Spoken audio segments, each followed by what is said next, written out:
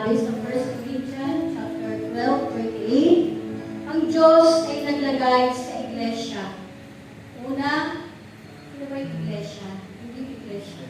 Hindi lang yung iglesia ang sapagkat ang ibig sabihin ng iglesia, ang tunay na pangalan po kasi ng ating Catholic Church ay Santa Iglesia Katolika Apostolika Romana.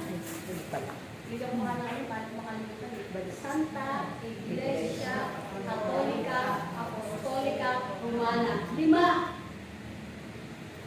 Kaya nga, una, naglagay ang Diyos sa iglesia ng una ng mga apostol. Bakit daw tayo mga Katoliko? May apostol ba tayo? Sino ba yung unang apostol? Yung Santo Papa. Si San Pedro.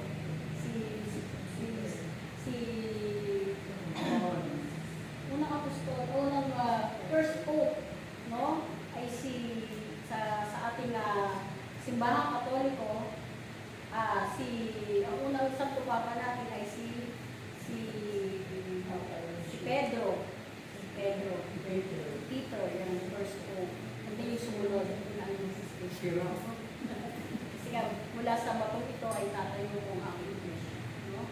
Yung sinabi ng ating Panginoon. Then, ang Diyos ay naglagay ng una ng mga apostol. Meron tayong mga apostol. Then, sa iba po na. Pangalawa ng mga propeta. Sino yung mga propeta? Maraming propeta. No? Pangatlo, guro. Sa iba, tawag nila ay pastor. Pangatlo na yan. Naglagay din siya ng mga gagawa ng himala. The miracle doer. Panglima, tagapagpagaling, healer. Pang-anim, tagapangasiwa. Pang-pito, tagatulong. Sa mga helper. Mga katulad yung gumaganap sa ating simbahan. Mga sakristan, mga lay ministers, mga mother butler, so yan. Then, ang huli, pang-walo, ano yun? Magsasalita sa iba't ibang wika. Saan makikita yan? Dito lang sa ating community. Although, sa iba, at may magpapaliwanag dito. No? Magsasalita sa ibang wika at magpapaliwanag dito. No? Sa ibang community, hindi na naman. Sa kanila, pagsasalita ka lang, wala pa sa kanilang interpretation. No? Kaya nga, napakahalaga na ang Diyos ang naglalagay nun. Hindi yan nilagay ni brother, hindi yung santo kapalag na nilagay. Mismo, si Amang Yahweh ang naglalagay sa iglesia. At bakit ka nilagay? Bakit ka hinira? Bakit ka nilagay dyan sa iglesia? Ang iglesia, ibig sabihin ng iglesia, ito yung katawan ni Kristo. Kaya nga tinawag upang maging bahagi ng katawan ni Kristo. Katawang mistiko ni Kristo. At ito yung iglesia. Ito yung katawang mistiko ni Kristo. At si Kristo ang ulo. Tayo yung katawan. Kaya nga tinawag ka para maging bahagi ng katawang mistiko ni Kristo.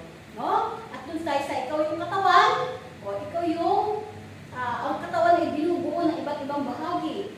May kamay, may mata, may tenga, may paa, at yun tayo. No? Iba-iba yung ating mga tungkulin. No? Iba-iba yung ating mga functions. Kaya nga, may apostol, may propeta, may guro, may tagatulong, may miracle doer, may tagapangasiwa, may magsasalita sa iba't ibang wika. So, hindi lahat ay pare-parehas ang ating mga tungkulin. Kaya nga, tayo ay magsikap na yung mga tungkulin na yan na binigay sa atin ni Amang Yahweh ay gampanan po natin sa ating makakaya sapagkat ito yung magliligtas sa atin at ito yung magpapasagana sa ating sa ng ating salinan.